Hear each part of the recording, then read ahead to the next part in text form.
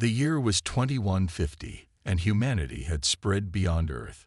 People now lived on Mars and Europa, one of Jupiter's moons. Earth remained the center of human civilization, but the stars no longer seemed so far away. Captain Olivia Bennett stood on the bridge of the USV Dauntless and looked at the main screen. The alien ship was unlike anything humans had built. It had smooth curves and glowed with a soft blue light. "They're hailing us again, Captain," said Communications Officer Greg Wells. Olivia nodded. "Put them through." The screen changed to show a tall, thin creature with pale blue skin and large, dark eyes. This was Ambassador Krell of the Taraxian Empire. "Captain Bennett," Krell said, his voice translated by the ship's computer. "We are pleased to continue our talks. Your species is fascinating." "Thank you, Ambassador," Olivia replied. "We're excited to learn more about your people as well." This was the third meeting between humans and Taraxians since first contact 1 month ago. So far, everything had gone well.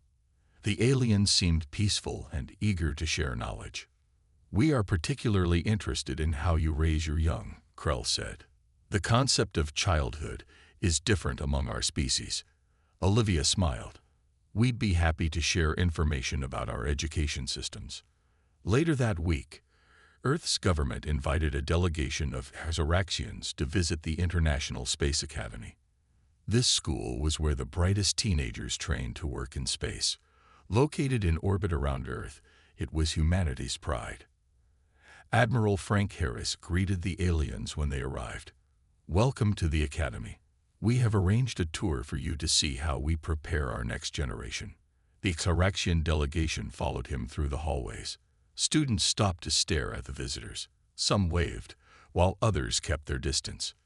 "These students are between 13 and 17 years old," explained Dr. Diane Powell, the Academy's director. "They study advanced sciences, space navigation, and diplomacy." In the main lab, a group of students demonstrated their latest projects. Kyle Mitchell, a tall 16-year-old boy with curly brown hair, showed the aliens a small robot he had built. "This can repair damage to a ship's hull in space," he explained. Next to him, 15-year-old Zoe Patterson demonstrated a communication device that could work through dense materials. The twins Caleb and Chloe Washington, both 14, presented their research on growing food in space. Ambassador Krell watched with unusual intensity. "Your young are very capable. They're some of our best," Admiral Harris said proudly. As the tour continued, Olivia noticed the Taraxians exchanging glances. Something felt off, but she couldn't place it. The group entered the Academy's main hall where more students had gathered. Suddenly, Ambassador Krell raised his hand, revealing a small device. "Thank you for this educational visit," he said. Before anyone could react, a blinding light filled the room. When it faded, 12 students and all the Taraxians were gone. "What just happened?" Admiral Harris shouted. "Where are they?" Security officers rushed in, but it was too late. The missing students included Kyle, Zoe, the Washington twins, and 8 others. Back on the USV Dauntless, alarms blared. "Captain," Greg Wells called out, "the Taraxian ship is leaving orbit at high speed." Olivia's blood ran cold. "Follow them. Now."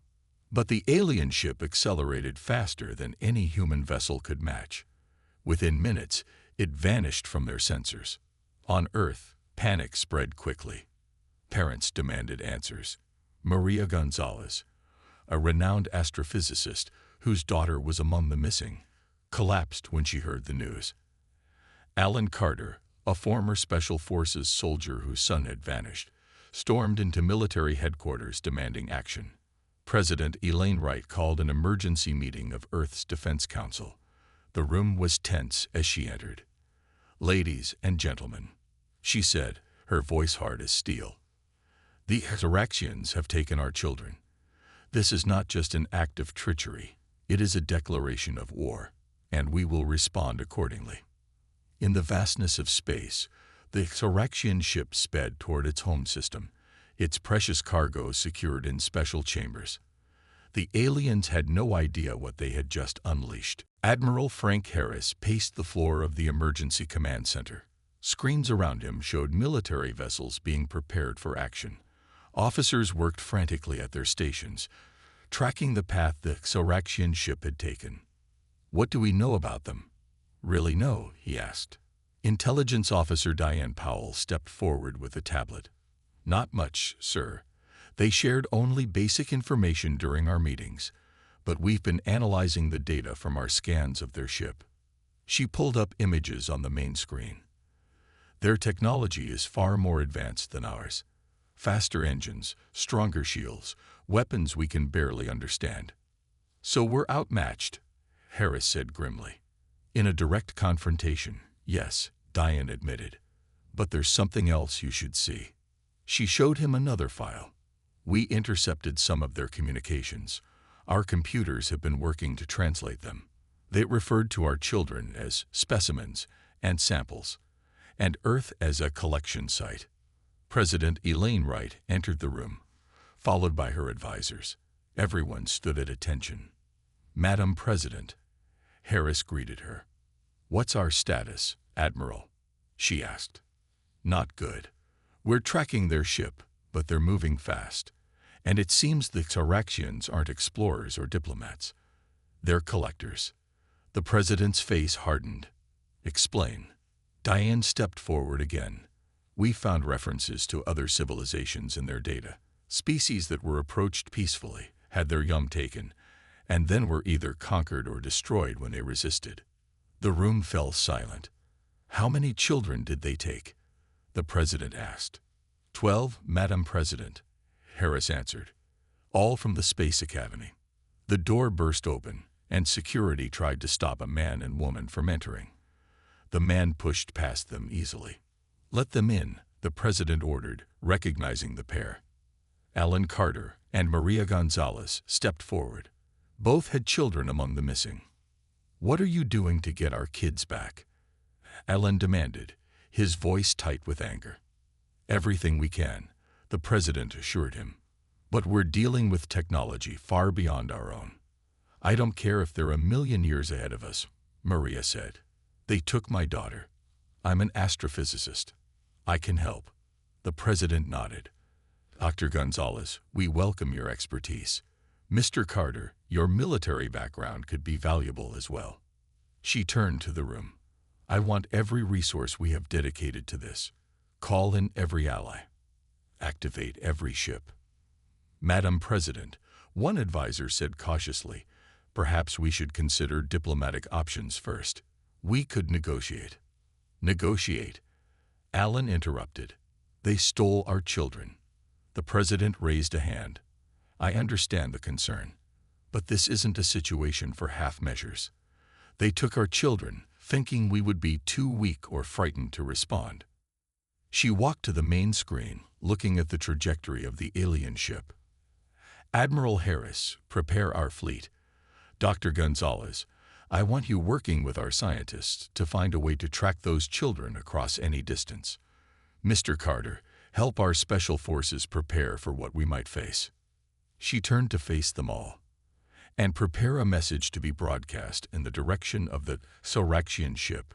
Hours later, the message was ready. President Wright stood before the camera, her face resolute. "To the leaders of the Xeraxian Empire. I am Elaine Wright, President of the United Earth Government. You have committed an act of aggression against our people by abducting our children. Perhaps you believe we are primitive. Perhaps you believe we are weak. You are wrong." Her voice became steel. "Return our children immediately and unharmed, or face the consequences. You may have superior technology, but you have made a grave miscalculation. You took our children. There is no greater mistake you could have made." The message was sent, broadcast repeatedly toward the fleeing ship. 3 days later, a response arrived. The Xeraxian leader appeared on screen, looking almost amused. "Your specimens are valuable to our research. Your threats are meaningless. Your species is primitive and poses no danger to the Xeraxian Empire. Do not pursue this matter further." The message ended.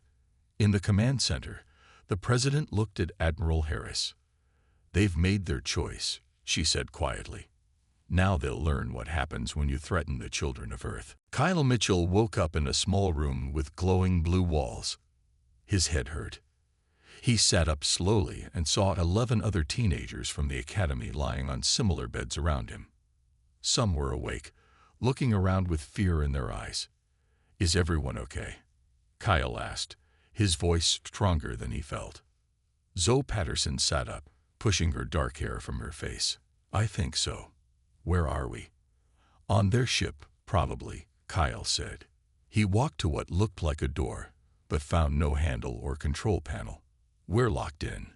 The Washington twins, Caleb and Chloe, huddled together on one bed. "What do they want with us?" Chloe asked, her voice shaking. "Nothing good," said another boy named Jason. "Did you see how they were watching us during the tour? Like we were animals in a zoo." Kyle moved around the room, examining the walls and ceiling. "We need to stay calm and work together. We're the best students at the academy. If anyone can figure a way out of this, it's us." Just then, a section of wall slid open. 2 Xeraxians entered. They were taller than humans, with thin bodies and large eyes. One carried a device that looked like a tablet. "You are awake." "Good," the first alien said in strangely accented English.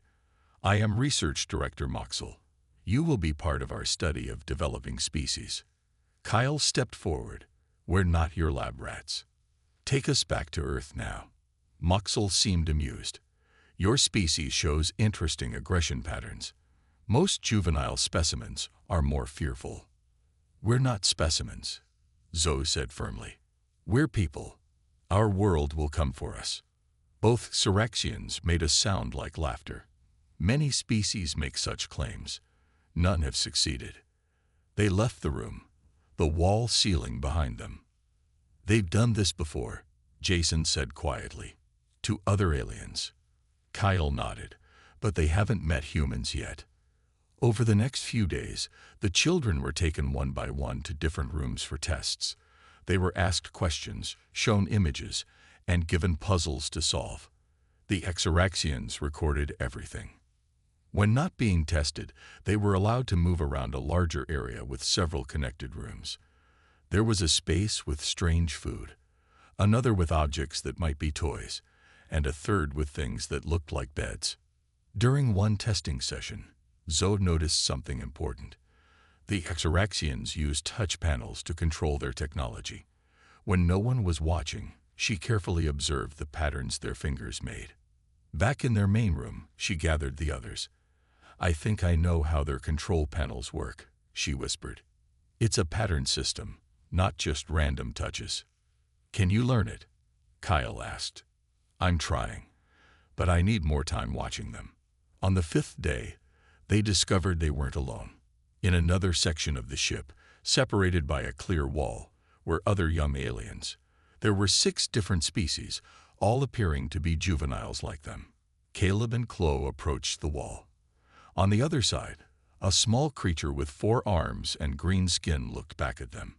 It made patterns with its hands. "I think it's trying to communicate," Chloe said.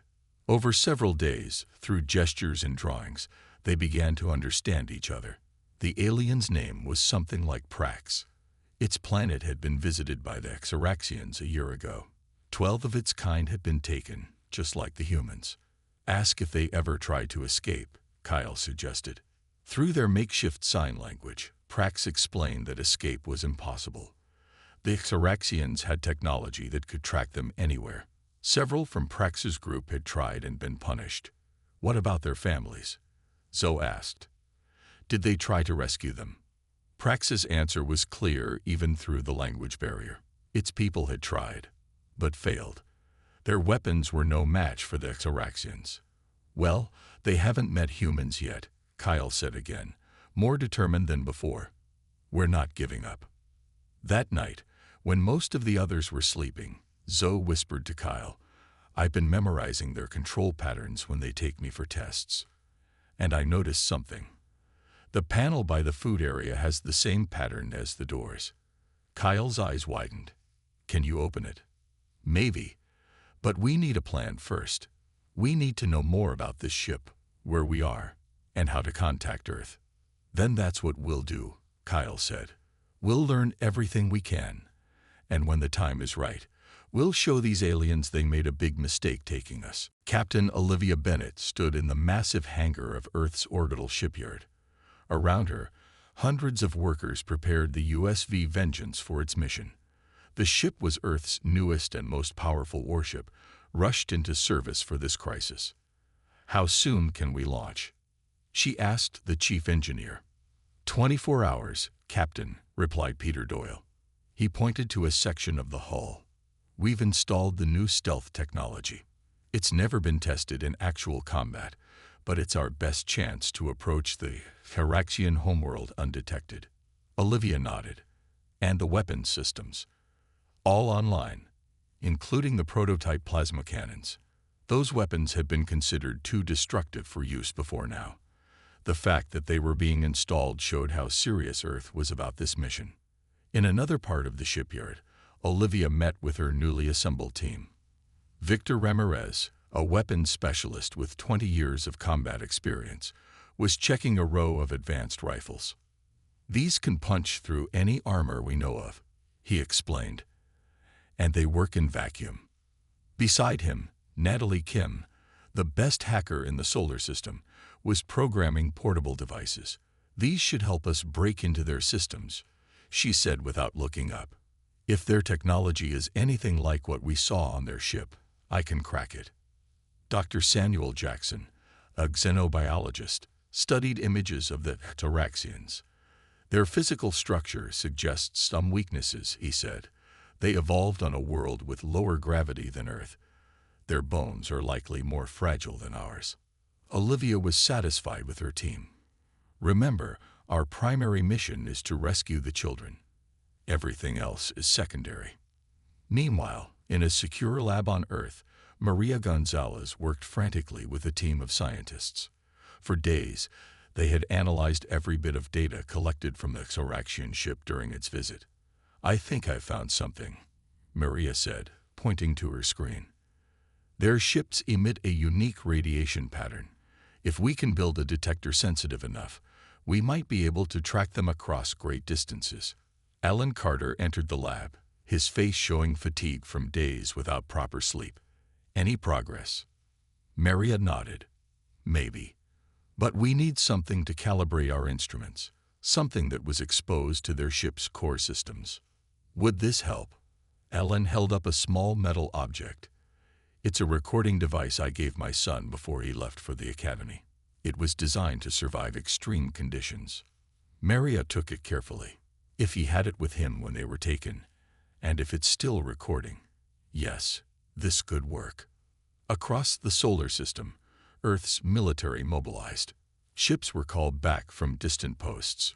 Weapons were distributed. Training simulations ran day and night, preparing soldiers for combat with the alien technology. Admiral Harris addressed the fleet commanders by video link.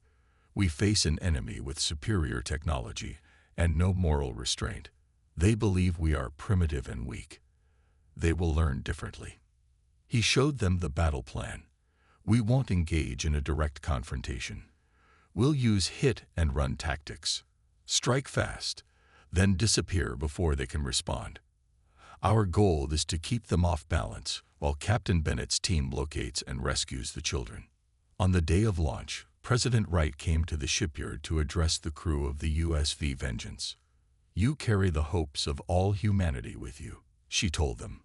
This mission is unlike any we have faced before. The Heraxians have technology we barely understand, and they've done this to other species successfully, but they have never faced humans. She looked at each crew member. We adapt. We overcome. And when our children are threatened, we fight with a fury that the galaxy has never seen. Bring our children home. As the Vengeance prepared for launch, Peter Doyle approached Captain Bennett with a small device. This is something I developed specially, he said. It creates a signal that mimics their ships. It might help confuse their tracking systems. Olivia took it gratefully. Every advantage helps. Hours later, the USV Vengeance and its escort of 5 smaller, faster ships left Earth's orbit. They accelerated to maximum speed, following the path the Xeraxian ship had taken. The hunt had begun. The Xeraxian border outpost never saw the attack coming. 3 small Earth ships appeared from nowhere, fired precise shots at the station's weapon systems, and vanished before the aliens could respond. On the bridge of the USV Vengeance, Admiral Harris received the report. "First strike successful, sir. No casualties on either side." "Good," Harris nodded. "We want them confused, not enraged. Proceed with the next phase." Over the next week, human ships struck 23 Xeraxian outposts. They disabled communications, weapons, and engines, but avoided killing when possible. Each time, they left behind the same message in the Xeraxian language: "Return the children." In the Xeraxian High Command Center, military leader Kroll slammed his fist on the table. "How are these primitives evading our sensors? How are they moving so quickly between targets?" His officers had no answers. The humans were using tactics that Xeraxians had never seen before. They didn't form battle lines or attack in large groups. They struck from unexpected directions, then disappeared. "Their technology should not allow this," Kroll growled. Scientist Zrax entered the room. "Perhaps we underestimated them." "Nonsense," Kroll dismissed him. "They simply caught us unprepared. Double the patrols around our core systems. No more surprises." Meanwhile, Captain Bennett led a small team onto a damaged Xeraxian outpost. Wearing special suits that masked their life signs, they moved silently through the station. "The main computer should be ahead," Natalie Kin whispered, checking her scanner. They found it unguarded. While Victor Ramirez kept watch, Natalie connected her device to the alien system. "I need 5 minutes," she said. Dr. Jackson studied the station's layout on his tablet. "The Xeraxians are gathering in the medical bay. They seem to be treating their wounded." Olivia nodded. "We'll be gone before they notice us." Natalie worked quickly. "I'm in. Downloading their database now." 5 minutes later, they were back on their ship and moving away from the outpost. The Xeraxians never knew they had been boarded. Aboard the Xeraxian research vessel, Kyle and the other children had learned much about their captors. Zoe had managed to access a control panel when a guard was distracted and discovered she could browse some of the ship's information systems. "They've taken us to their home system," she told the others in whispers. "We're in orbit around their planet." "Any way to send a message to Earth?" Kyle asked. "Maybe. There's a communication array 2 sections over. But we'd need to get out of here first." Caleb and Chloe had continued their silent conversations with Prax and the other alien children. "Prax says there's a maintenance tunnel that runs behind our rooms," Chloe reported. "The Xeraxians rarely use it because it's too small for them. But it's perfect for us," Caleb added. Kyle smiled. "Now we just need a distraction." Their chance came that evening. Alarms suddenly blared throughout the ship. The Xeraxians rushed about in obvious distress. "What's happening?" Jason asked. Through the clear wall, Prax made urgent gestures. The meaning was clear. Something was attacking the Xeraxians. "It's Earth," Kyle said confidently. "They've come for us." The guard watching their section left his post to respond to the emergency. Zoe immediately went to the control panel and entered the sequence she had memorized. A section of wall slid open, revealing a narrow passage. "Quickly," she urged. "We don't know how long we have." The children crawled through the maintenance tunnel, following directions Prax had given them. They emerged in a small control room filled with screens showing various parts of the ship. "There," Zoe pointed to one screen. "That's the communication array." On another screen, they could see Xeraxian ships moving to defend against small, fast-moving vessels. "Earth ships. We need to let them know where we are," Kyle said. Zoe worked on the controls while the others kept watch. "I think I can send a burst transmission. It won't be much, but if they're looking for us." She typed rapidly, sending their coordinates and a simple message: 12 children alive. Research vessel. Hurry. In the Thoraxian High Command, Krull received disturbing news. The humans have penetrated our outer defenses. How is this possible? Drax looked troubled. Sir, I've reviewed our data on these humans. They are showing remarkable determination.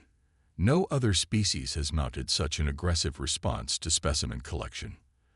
They are still inferior, Krull insisted. Perhaps not in all ways, Drax said carefully. I recommend returning the specimens before this escalates further. Krull glared at him. We do not surrender to primitives. Prepare our main fleet. We will crush these humans once and for all. Aboard the USV Vengeance, a communications officer jumped from his seat. Captain, we're receiving a transmission. It's faint, but it's from the children. Captain Bennett rushed to his station. Put it through. The message was brief, just coordinates and a few words, but it was enough. The children were alive, and now they knew where to find them. Alert Admiral Harris, Olivia ordered, and prepare the strike team. We're going in. The Vengeance changed course, heading toward the coordinates while staying in stealth mode. 5 Thoraxian warships patrolled the area, guarding the research vessel where the children were held. We can't fight all of them, Victor Ramirez said, studying the tactical display. We won't have to, Olivia replied. Admiral Harris will create a diversion. While their fleet is distracted, we'll slip in and extract the children.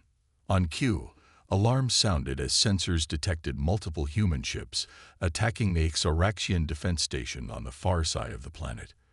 The Thoraxian warships moved to respond, leaving only one to guard the research vessel. Now's our chance, Olivia said. Launch the rescue shuttle. The small craft detached from the Vengeance and moved silently toward the research vessel.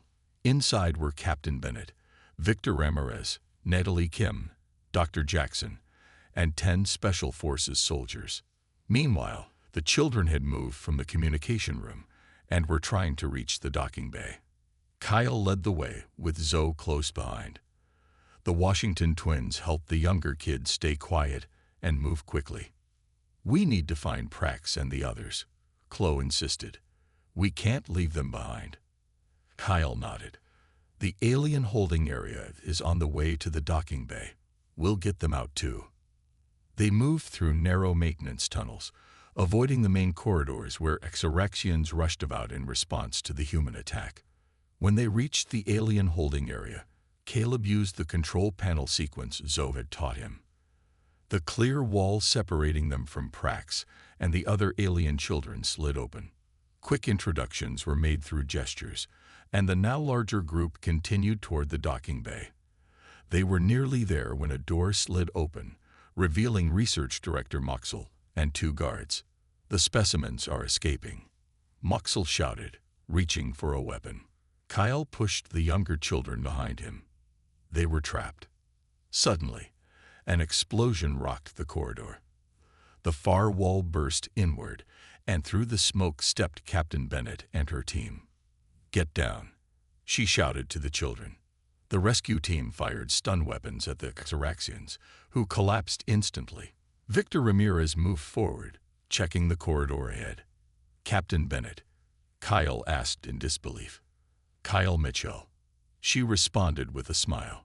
Your father said you'd be leading this bunch. These aliens need to come with us, Kyle said, pointing to Prax and the others. They were taken from their worlds too. Dr. Jackson stepped forward, examining the alien children with interest. Amazing. Different species, but all juveniles. We'll take them all. Natalie Kim worked on a nearby control panel. I've locked down this section of the ship, but it won't hold for long. Move out, Captain Bennett ordered. The shuttle is docked 2 levels down. They hurried through the corridors, the human soldiers protecting the children. As they reached the final stretch to the docking bay, alarm lights flashed. A security door began to close. Run, Olivia shouted. They sprinted toward the closing door. Most made it through, but Kyle, Zoe, and 3 of the alien children, including Prax, were cut off. "We'll find another way," Kyle called through the narrowing gap. "No." Captain Bennett tried to stop the door, but it was too strong. Just then, another explosion shook the ship. A different door burst open, and Alan Carter stepped through, holding a smoking weapon. "Dad," Kyle gasped. Alan grinned.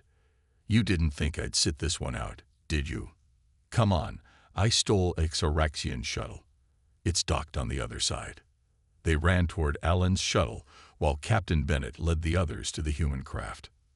"Vengeance, this is Captain Bennett," she called over her comm. "We have most of the children. Carter has the rest. Beginning extraction." As they reached the shuttle, a voice called out, "Wait." They turned to see a Xeraxian standing there. It was Rax. "Take me with you," he said. "This has gone too far. Krull plans to destroy your entire species rather than admit his mistake. I can help you stop him." Captain Bennett hesitated, then nodded. "Get in. But one wrong move."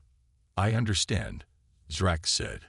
"I just want this madness to end." The two shuttles raced away from the research vessel as alarms blared behind them. The Xeraxian warships had realized what was happening and were turning back to intercept. "We're not going to outrun them," Olivia said grimly from the pilot's seat of the human shuttle. "We don't need to," came Admiral Harris's voice over the comm. "Just get clear of the research vessel." Moments later, the USV Vengeance dropped its stealth field and opened fire on the approaching Xeraxian ships. Its advanced weapons tore through their shields, surprising the aliens with their power. "Now's our chance," Olivia told the other shuttle. "Full speed to the rendezvous point." In the stolen Xeraxian shuttle, Alan Carter pushed the engines to their limits. Kyle sat beside him, with Zoe, Prax, and the other alien children behind them. Zrax, the Xeraxian scientist, sat uncomfortably in the rear, watched closely by the human soldiers. "That ship," Zrax said, pointing to a large vessel moving toward the battle. "That's Krull's command ship. He'll be directing the attack personally." Kyle looked at his father. "Can we warn our fleet?" Elen nodded and opened a channel to the Vengeance. "Admiral, we have intel on the Xeraxian command ship." Using Zrax's information, the human fleet adjusted their strategy. Instead of engaging all the Xeraxian ships, they focused their attack on Krull's vessel. The battle was fierce. Xeraxian weapons caused heavy damage to several human ships, but the Earth vessels fought with a coordination and determination that surprised their enemies. They moved in patterns that confused the Xeraxians, attacking from multiple directions at once. The shuttles reached the rendezvous point safely and docked with a waiting human transport ship. As the children were brought aboard, doctors checked them for injuries while Dr. Jackson worked to communicate with the alien children. "I believe we can return them to their homeworlds," he told Captain Bennett. "With Zrax's help, we have the coordinates." In the ship's conference room, Zrax met with Admiral Harris and President Wright, who had joined the mission via secure holographic link. "Krull has led our people down a dark path," Zrax explained. "We were once explorers, not collectors. Many of us oppose what we have become, but fear keeps us silent."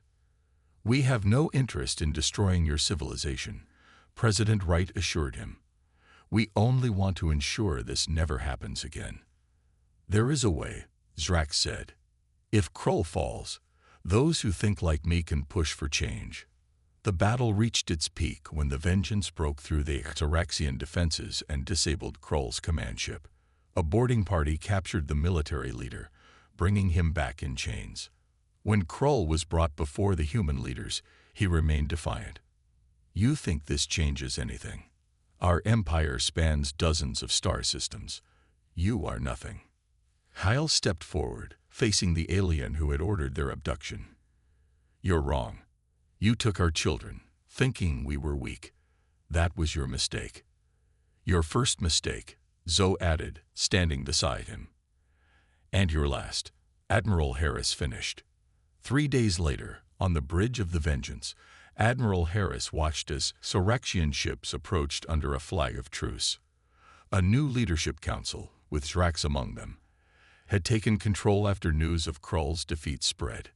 "We wish to negotiate peace," the Karaxian message stated, "and to apologize for the great wrong done to your people." The peace terms were straightforward.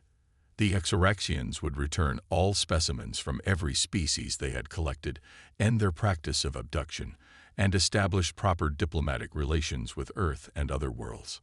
1 month later, the Washington twins stood with Kyle, Zoe, and the other former captives as Earth welcomed representatives from 6 alien civilizations, the homeworlds of the children who had been rescued alongside them.